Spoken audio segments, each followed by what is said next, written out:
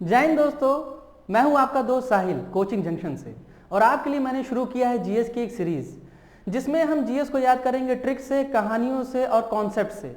और इस सीरीज का सबसे पहला चैप्टर, सबसे पहला सेगमेंट जो हमने उठाया है वो है इतिहास।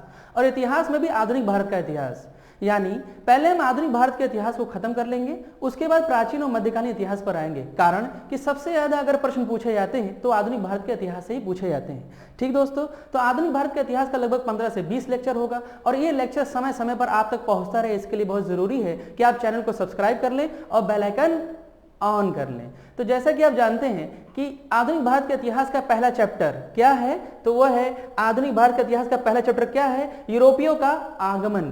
किसका आगमन भारत में दोस्तों? यूरोपियों का आगमन। यूरोपियों का आगमन में आमतौर पे आप पढ़ रहे होते हो कि पहले पुर्तगाली भारत में आए, फिर डच आए, फिर अंग्रेज आए, फिर डेनिश आए, फिर फ्रांसीसी आए। ये क्या है? यूरोप एक महाद्वीप है और यूरोप महाद्वीप में कुछ देश हैं और ये वो देश हैं जिन्होंने कंपनियां बनाई भारत में व्यापार करने के लिए, और ये क्रम वाइज भारत में आए। तो क्रम क्या आपने पढ़ा? पुर्तगाली, डच, अंग्रेज, डेनिश और फ्रांसीसी। ठीक, इसकी एक मैंने ट्रिक नीचे लिख दी है, कभी परेशान मत हो, इसको और मैं डीप समझाऊंगा कायदे से। पीडीईएफ आप आमतौर पर बोलते हो सर हमें नोट दे दीजिए पीडीएफ फॉर्म में, ठीक, उसी से याद कर लीजिएगा। एक चीज मैंने ई जोड़ दिया, पीडीईएफ। पी मतलब बात हो रही है पुर्तगालियों की, पी मतलब पुर्तगाल सबसे पहले भारत में आए।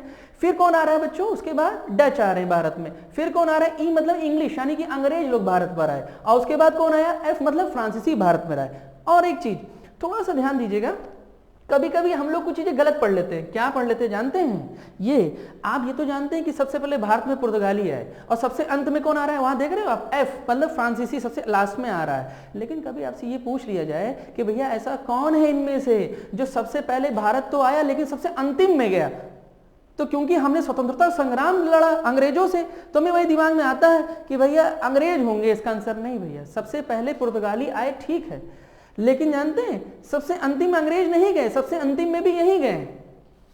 जब वो वल्लभ भाई पटेल वाला कॉन्सेप्ट मैं आपको बताऊंगा ना, जब भारत का देशी रियासतों का एकीकरण हो रहा था, फिर हमने विदेशियों को तो भगाए, अंग्रेज तो चले गए लेकिन पुर्तगाली फिर भी मौजूद है, और लास्ट में वो गोवा हमने लिया उनसे। ठीक, देखिए आप इस क्वेश्चन को मैंने इसलिए आपसे कहा कि थोड़ा सा इंटरेस्ट आपको बने कि अच्छा कुछ चीजें ऐसी होती है जो हम देखते हैं लेकिन हमारी निगाहों से आगे हो जाती है, हम ध्यान नहीं देते उस पर। ठीक, देखिए दोस्तों, यूरोपियों का आगमन को पहले कॉन्सेप्चुअली थोड़ा सा समझ लेते हैं, फिर ये पूरा चैप्टर को याद हो जाएगा। मतलब मुझे आप 2 मिनट का समय दीजिए, तभी आप चैप्टर याद कर पाएंगे। आइए इस यात्रा पर शुरू करते हैं। उस युग में चलो जरा, उस युग में चलते हैं जिसकी मैं बात कर रहा हूं, यूरोपियों का आगमन। यूरोप दिख रहा है बच्चों? कहां है यूरोप? बताइए, यूरोप दिखा? देख रहे हैं? यूरोप एक महाद्वीप है, ढेर सारे क्या है? कंट्रीज हैं, देश हैं। जैसे कि पुर्तगाल दिख रहा है बच्चों? देखो, Portugal, Spain, France, Italy, Austria, Germany, Poland, वहां पर आप देखेंगे यूके, ब्रिटेन, है ना, ये सब देश है। अब एक जमाना था, 1453 ईस्वी की बात है, एक जमाना है, एक समय है जब पूरा यूरोप, यानी खास करके यूरोप का मतलब कौन सा भाग? यूरोप को पहले हम 2 भागों में तोड़ लेते हैं ऐसे। यूरोप को कितने भागों में तोड़ा? 2 भागों, एक पूर्वी यूरोप, एक पश्चिमी यूरोप। पूर्वी यूरोप की राजधानी क्या थी? कुस्तुनतुनिया। और आप देखेंगे उस्मानिया सल्तनत का कब्जा हुआ किस यूरोप पर? इस भाग पर। इस पे क्या हो गया दोस्तों? कब्जा हो गया।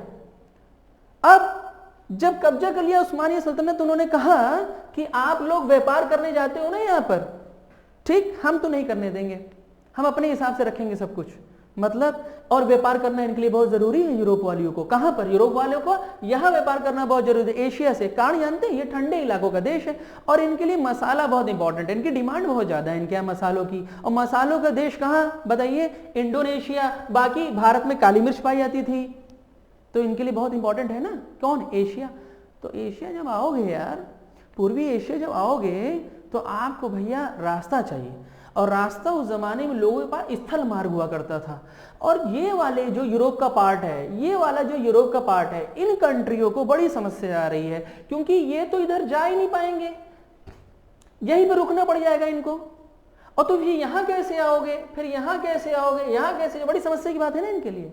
तो इन्होंने एक तरीका निकाला कि भैया ऐसा है, आप अपना रास्ता रखे रहिए, हम नया मार्ग ढूंढ लेंगे, और वो मार्ग होगा जल मार्ग, यानी जमीन से हम जाएंगे नहीं, हम जल मार्ग ढूंढेंगे। दोस्तों आपसे क्वेश्चन पूछे, क्वेश्चन ये है कि इस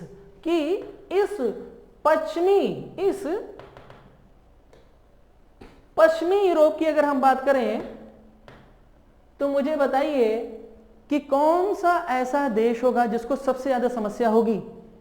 जानते हैं, जो सबसे पश्चिम में होगा, और वो कौन है? दिख रहा है? पुर्तगाल। दिख रहा है? पुर्तगाल सबसे बड़ी समस्या है। तो जानते हैं, इसी ने सबसे पहले स्टेप उठाया, क्या?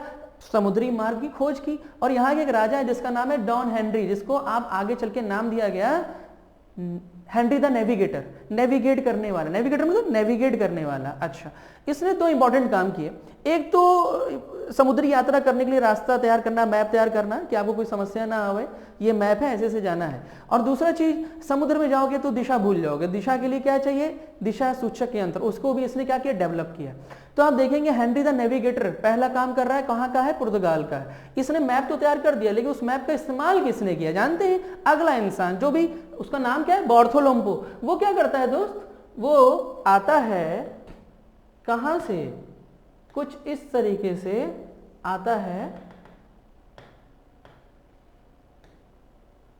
कहां होते हुए? इधर। कहां आता है? इधर। बोले तो Cape of Good Hope. Cape क्यों कहते हैं जानते हैं आप? केप क्यों कहा जाता है? इसको केप क्यों कह रहे हो आप? कोई भी ऐसा स्थलखंड जो तीन तरफ से किससे घिरा हो दोस्तों? कोई भी ऐसा स्थलखंड जो तीन तरफ से किससे घिरा है?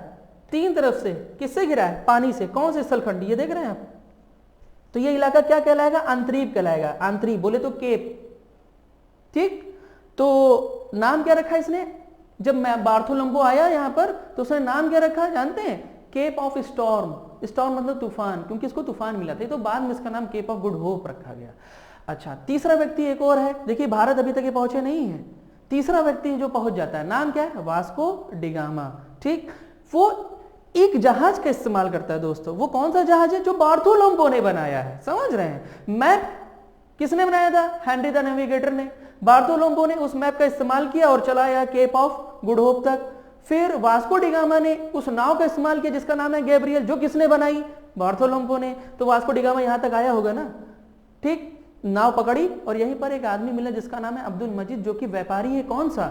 अरब का व्यापारी। और आप जानते हैं, अरब के व्यापारियों को भारत से पहले से ही व्यापार चल रहा था, इनको रास्ता भी पता था। क्यों पता था? एक चीज जानिए, मानसून। एक शब्द है मानसून, ऐसी हवाएं जो साल में 6 महीना समुद्र से स्थल की तरफ चलती हैं और 6 महीना स्थल से समुद्र की तरफ चलती हैं। ये मानसूनी हवाएं हैं कि नहीं है? हाँ, और इसी का नाम आप देखते हैं ना, मानसून मतलब मौसम, ये अरबी वर्ड है। ये इन्होंने इसका खोज किया है। और ये जानते थे कि 6 महीने जब कभी समुद्र से हवा कहाँ चल रही हो दोस्तों? जमीन की तरफ, भारत की तरफ, तो लद लो जहाज पे, पहुंच जाओ और व्यापार कर लो कायदे से 6 महीने तक। और 6 महीने बाद जब ये हवा क्या करेगी? वापिस लौटेगी, तो हम क्या करेंगे? उसी के साथ वापिस लौट लेंगे। और रास्ता पता था। और वहीं अरब का एक व्यापारी अब्दुल मजीद किसको मिल गया? वास्को डिगामा को। परेशान मत होना, आगे पूरा मैंने लिखा हुआ है, प्लस पीडीएफ फॉर्म में भी आपको ये चीजें मिलेंगी। समझना बहुत जरूरी है, समझोगे नहीं फिर रटते रहोगे, कोई फायदा नहीं होगा। हिस्ट्री आपके लिए इंटरेस्टिंग नहीं बनेगा कभी। अब देखिए, वास्को डिगामा को मिला। वास्को डिगामा भैया आगे आगे और आए कहां? यहां से चले भारत के दक्षिण की तरफ, और वो भी पश्चिम साइड। खुद पूछिए, क्वेश्चन आपसे कोई पूछे कि वास्को डिगामा पूर्वी तट पे आया था या पश्चिमी तट पर आया था, भैया जहां से चलेगा उसी दिशा में तो आएगा। भारत का ये तट कौन सा है? ईस्ट, पूरब। और ये तट कौन सा है? पश्चिम, बोले तो वेस्ट। ठीक है दोस्तों, समझ में आ रहा है कि नहीं आ रहा है? मजा आ रही है? ये क्या है? ये क्या है? ईस्ट। और ये क्या है? वेस्ट। ये पूरा पश्चिम है, ये पूरा पूरब है।